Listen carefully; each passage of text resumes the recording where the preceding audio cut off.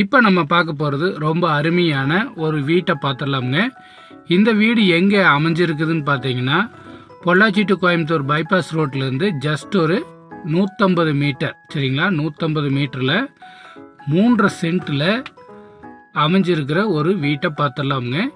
இந்த 3 சென்ட்டில் அமைஞ்சிருக்கிற வீடு பார்த்தீங்கன்னா மொத்தமாக 4 போர்ஷனாக, சரிங்களா? எப்படிங்க 4 போர்ஷனாக வாடகைக்கு விடுற மாதிரி கட்டியிருக்காங்க. ஸோ ஆல்ரெடி வாடகையிலையும் இருக்குது.